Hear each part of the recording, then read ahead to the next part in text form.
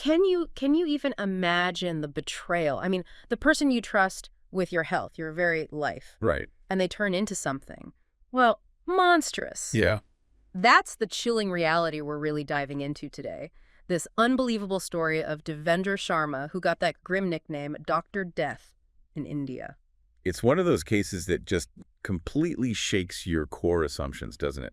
We Yeah. put so much faith in doctors. Exactly. And this story, well, it forces you to confront the darkness that can hide sometimes, even in those roles we think are inherently good. Absolutely. And to try and get a handle on this descent, we've looked at quite a range of sources. We've got YouTube transcripts, Mystery Chronicles, Crime Talk, Arch Talk, and some pretty detailed text reports, too. Right. Different angles. Yeah, our Yeah. goal really is to dissect this transformation. How does a seemingly ordinary doctor become a notorious serial killer? And these different media sources, they give us a pretty varied picture, tracing things from the first horrifying discoveries right through to his repeated escapes. It's quite a timeline. Initially, Devendra Sharma, he looked the part, didn't he? Respected doctor, They had a degree. had his medical degree at clinic, you assume the trust of his community. Mm-hmm.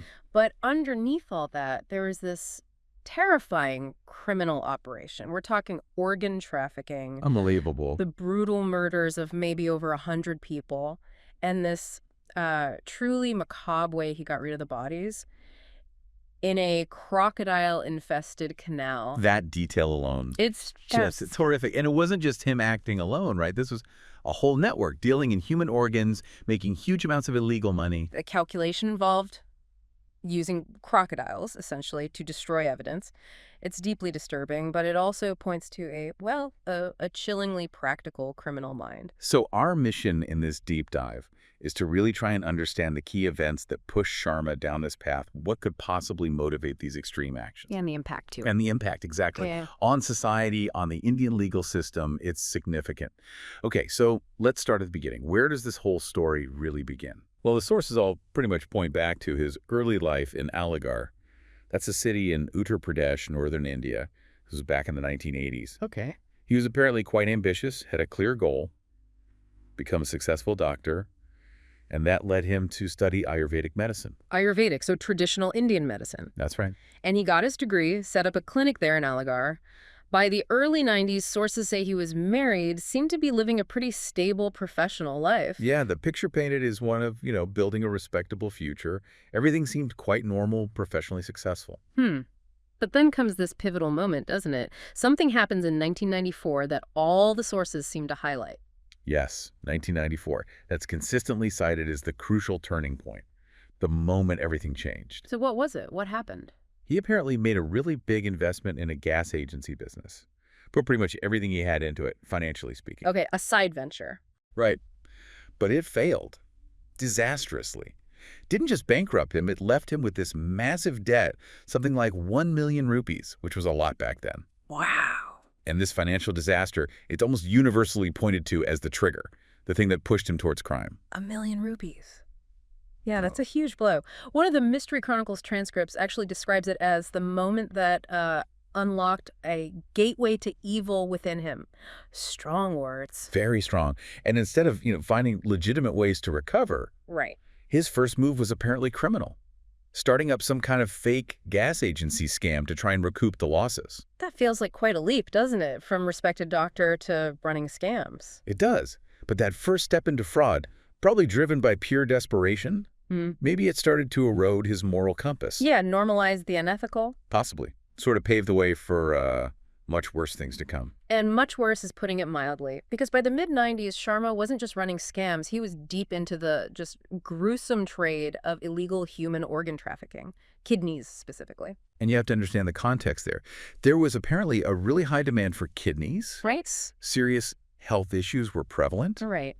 And you had desperate patients, desperate families willing to pay huge sums, millions of rupees, outside the legal, ethical channels. Creating a market, basically. Exactly. A fertile ground for these illegal networks to spring up. And he slotted right in. He wasn't just some small-time player. He was organizing these illegal transplants. Finding donors or victims, really. Sometimes tricking them, sometimes coercing them, performing the surgeries himself in secret locations. The scale of it is just mind-boggling. He confessed, apparently, to being involved in over 125 illegal kidney transplants between 95 and 2004. Over 125. Yeah. Think about the exploitation involved in that number. Yeah. It raises some really disturbing questions about who these victims were, how vulnerable they must have been. And the money, reportedly 5 to 7 million rupees per operation. That's around 80,000 US back then. Per operation. Huge sums. Immense. The lure of that kind of money is obviously strong, but it still feels like another giant leap to what came next. The murders. It does. The sources suggest that even those massive profits from organ trafficking weren't enough. Or perhaps the opportunity arose. Around 2002, his crimes escalated again to murder, primarily taxi and truck drivers. This is where it becomes almost nightmarish. He started seeing people purely as commodities, didn't he? It seems that way. Either for their organs or just for their vehicles, which he could sell in the black market, more profit. And his methods were chillingly Mm. practical. Brutal, but practical. He lured drivers, maybe offer them a good long-distance fare, promise quick cash. Get them isolated. Exactly. Then murder them. Poison, strangulation, whatever worked. It just speaks to this terrifying efficiency, zero regard for human life. And then the disposal method. That Hazara Canal in Kasganj, Uttar Pradesh, infested with crocodiles. Using nature's predators to erase his crimes. He literally fed his victims to crocodiles. He relied on them to consume the bodies, leave no trace. This canal, it was known for crocodiles, had this old bridge, Jal Ka Pool, or Nadai Ka Pool, they called it locally. That was his dumping ground. Choosing a place specifically because it had crocodiles that shows such a cold, calculating mind. Exploiting the environment itself to hide what he'd done. The number of victims, it's horrifyingly unclear. Police estimates put it over 50. Yeah. But some sources claim it could be over 100. Between 2002 and 2004 alone. Just 2 years. Yeah. One of the Mystery Chronicles reports called him a killing machine. And honestly, given the systematic way he operated, it feels disturbingly accurate. That phrase, killing machine, it really gets to the heart of the dehumanization, doesn't it? It sounds like he had a process, a routine, where human life just had no value beyond its use to him. But you can't keep doing that forever, right? Eventually, the law caught up. 2004, he was finally arrested in Delhi. Yeah. This came after a couple of taxi drivers, Chan Khan and Sharafat Khan, went missing. They'd taken a fare from Jaipur to Hapur. What broke the case? It sounds like good old-fashioned police work, mainly. Tracing the missing driver's last contacts through phone records. Ah, the phone record. Yeah, which led them straight back to Sharma. And then finding some of their belongings near Etawah, that linked him directly to their disappearance. And even then, he tried to wriggle out of it, didn't he? Tried to point the police towards relatives back in Aligarh. He did. Shows that manipulative side again. Yeah. But the evidence was just too strong. He ended up being convicted in, 7 separate cases? Across Delhi, Rajasthan, Haryana. Yeah, multiple jurisdictions, mostly life sentences. He did get the death penalty initially in one case in Gurgaon. Right, I remember that. But that was later reduced to life imprisonment on appeal. Still, multiple life sentences. And the public reaction, as you can imagine, was just shock, Yeah. revulsion. Those headlines, the doctor who fed crocodiles, Yeah. they really captured the horror. They did. And by all accounts, he showed absolutely no remorse during the trials. Just cold. Yeah, he apparently described murder as just a quick solution to his money problems. Chilling. Just chilling. The sources also mention he had accomplices, right? A network helping with the organ trafficking, selling the stolen cars. Yes, though details on the others seem a bit limited in what we looked at. It points to a wider criminal structure, but Sharma was clearly the central figure, the orchestrator. Joe, multiple life sentences. You'd think, okay, that's the end of the story.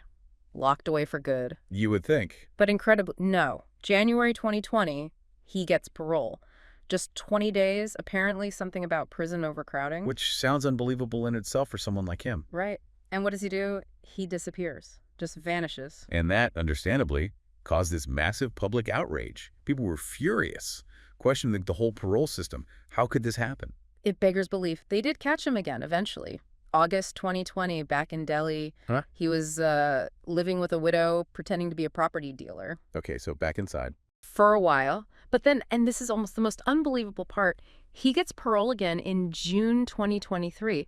2 months this time. After escaping the first time? After escaping the first time. And guess what happens in August 2023? Oh, no. Don't tell me. He escapes. Again. You're kidding me? Yeah. How does that happen twice? The anger must have been even worse. Oh, huge. Massive manhunt launched, and he managed to stay hidden for almost 2 years this time. 2 years on the run. Where did they finally find him? This is the truly bizarre part. He was living as a priest. A priest. Yeah, in an ashram, a religious retreat in Dosa, Rajasthan, under a fake name, obviously. Wow, the audacity. A serial killer, hiding in plain sight, pretending to be a holy man, maybe even giving sermons. Apparently so. He changed his appearance, too. Long hair, beard, blended right in. Incredible deception. Imagine the shock for the people there, the ones who knew him as this, pious figure. Then suddenly, May 20th, 2025, the police swoop in and arrest him right there in the ashram while he was preaching. Good grief. Yeah. It just shows his capacity for manipulation, doesn't it? To compartmentalize like that. Live this lie. Totally. And this whole saga, it's left deep scars. You had widespread fear, this deep distrust, especially around Aligarh, Delhi, Rajasthan, where he operated. Yeah, people suddenly looking differently at doctors, at anyone who seemed outwardly good. Exactly. And the psychological toll on the victims' families, it's just unimaginable. Families like Ram Singh's, Vikram Yadav's, the drivers he killed. The ones whose bodies were likely never recovered because of the crocodiles. Precisely. No body, no grave, no closure, just this constant gnawing grief and the horror of how their loved ones died. It's awful. Truly devastating. And when you try to understand why, okay, the financial ruin in '94 was clearly a catalyst. Yeah, the trigger. But does it fully explain the leap to organ trafficking, serial murder, feeding bodies to crocodiles? It feels like something else must have been there. Some sources mention psychological factors, didn't they? Something like criminal narcissism. Yeah, that came up. This idea of, believing you're smarter than everyone else, lack of empathy, thinking you're invincible, basically. Which might explain the repeated escapes, too. The sheer arrogance of thinking he could keep getting away with it. Possibly. It certainly fits the pattern of risk-taking and the apparent lack of remorse. And those escapes, they undeniably shook public faith in the justice system, didn't they? In the prisons, the parole board. Absolutely. Each time he got out, it was huge news, fueled more anxiety, more anger. There were calls for big reforms to the parole system after this, weren't there? Oh, definitely. Huge public pressure, demands for stricter rules, better risk assessments, especially for violent offenders like him. You can't have serial killers just walking out on parole twice. No kidding. So ultimately, even though he's back behind bars now, Devendra Sharma, he remains this, symbol of terror. His story is just this stark reminder, isn't it, that the line between a normal life and extreme evil can be terrifyingly thin sometimes. It really forces you to confront some uncomfortable things about human nature, about the potential for darkness, even in places you least expect it, like from a doctor. Yeah. And it highlights how crucial, strong, effective systems are justice, oversight, to try and prevent things like this. So we've traced this disturbing path, haven't we? From doctor to killer, the gruesome methods, the unbelievable escapes, the impact. But it really leaves you, the listener, with a pretty chilling thought, doesn't it? Could there be others out there? People with that same potential for, profound evil, just living undetected among us. What does that mean for trust? For our sense of safety, especially when someone can pull off a deception like Sharma's not just once, but repeatedly. Yeah, this deep dive into his case really invites you to think about that mix of personal motives, societal gaps, how effective our institutions really are. It pushes you to think critically about what allows someone to become like that and the challenges we face in staying safe and trusting each other.